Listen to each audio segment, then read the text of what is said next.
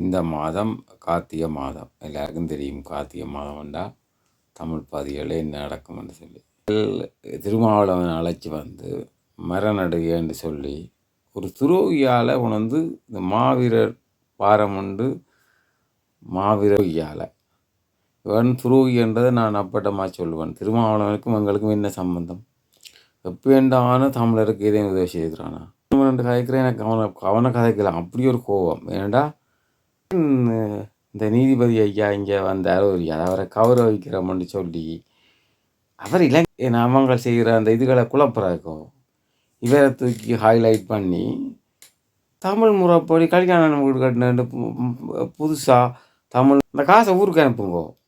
நீங்கள் என்ன கேட்கலாம் என்ன செய்யண்டு நான் வச்சுக்கிறேன் இல்லை எவிடன்ஸ் நான் ஊருக்கு போல செலவு சொல்லுங்க. ஒரு ஹோல் புக் பண்ணுறதால வெளிநாட்டில் போல காசு. இந்த பதிவு ஏன் இப்போ போடுறேன்னு சொன்னால் இந்த மாதம் கார்த்திகை மாதம் எல்லாருக்கும் தெரியும். கார்த்திகை மாதம்ண்டா தமிழ் பதிகளை என்ன நடக்கும்னு சொல்லி இப்போ பார்த்தீங்கன்னா எனக்கு தெரியும் விளங்குது இல்லையேன்.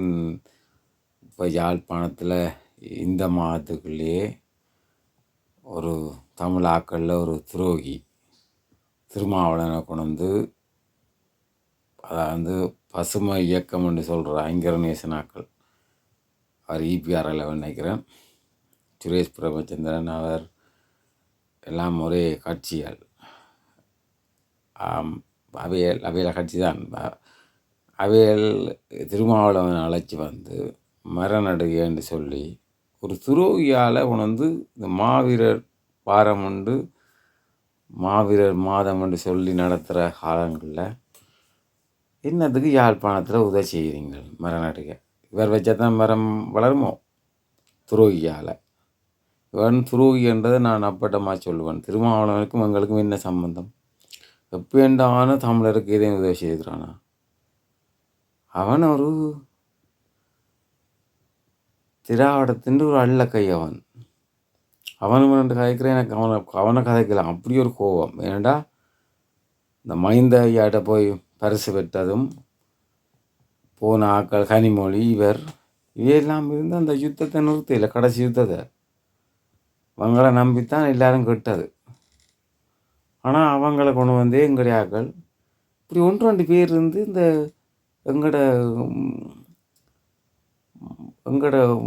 நாட்டுக்கு அநியாயம் செய்கிறாங்க. அதாவது அங்கே இவங்களை அழைச்சி வந்தாக்கள் அந்த யாழ்ப்பாணத்துக்கு அழைச்சி வந்து மரநடுகை செய்கிறாக்கள். இது ஜனங்கள் அடுத்தடுத்த எலெக்ஷனில் முகத்தை காட்டினா நல்ல பாடம் கொடுங்கோ. அது உண்டு. மற்ற இந்த மாதத்துக்குள்ள நீங்கள் இங்கே நான் முதல்ல அந்த பதிவு போடினான். இங்கே வெளிநாடுகளில் லண்டன், ஃப்ரான்ஸ், சுவிஸ் இங்கே பார்த்தீங்களன்னு சொன்னால் இந்த மாதத்துக்கு ஏன் இந்த நீதிபதி ஐயா இங்கே வந்தார் ஒரு அவரை கௌரவிக்கிறோம்னு சொல்லி அவர் இலங்கையிலப்பா நீதிபதியாக இருந்தவர். அவருக்கு இங்கே லண்டனில் கௌரவிப்பு கேட்டால் இடத்தை சொல்லியே கதைக்கிறான். வேற என்ன இந்த தீவு மக்கள் ஏன் இப்படி தூக்கி பிடிக்கிறீங்களோ தெரியாது. நீங்களாம் அதில் எல்லாரும் இல்லை கொஞ்சம் வாக்கெல்லாம் ஏதோ அவர் இந்த மாதத்துக்கு என்னத்துக்கு ஏன்னா அவங்க செய்கிற அந்த இதுகளை குழப்பறாக்கும் இவரை தூக்கி ஹைலைட் பண்ணி அதில் வர ஃப்ரான்ஸில் அப்புறம் சுவிஸில் இது அவருக்கு தமிழ் முறைப்படி கல்யாணம் வீடு கட்டின புதுசாக தமிழ் முறைப்படி மந்திரம் ஓதி திருப்பி கல்யாணம் கட்டினு கோமாளித்தனங்கள்லாம் செய்கிறாங்க. காசு இருக்கிறேன் அப்புறம் இப்படி கோமாளிச்சிகளை செய்கிறதா? அந்த காசை ஊருக்கு அனுப்புங்கோ. நீங்கள் என்ன கேட்கலாம் என்ன செய்யண்டு நான் வச்சுக்கிறேன் இல்லை எவிடன்ஸ் நான் ஊருக்கு என்ன செய்தாங்கன்னு சொல்லி உடனே கேட்டு போடுவீர்கள் இவர் என்ன செய்தாருன்னு சொல்லி. இப்போ பாருங்க இப்போலாம் செலவு சொல்லுங்க. ஒரு ஹோல் புக் பண்ணுறதால வெளிநாட்டில் இவ்வளோ காசு அநியாயமாச்சு. இது நீ அவர் வந்து ஐயோ நீதிபதின்றாரு எனக்குண்டா தெரியல. அவர் இப்போ அந்த 2500 ஃபோன் தானே வச்சுக்கிறாரு. அந்த அதாவது ஸ்மார்ட் ஃபோன் அவர்கிட்ட இல்லைன்னா அவருக்கு அது விருப்பம் இல்லையா?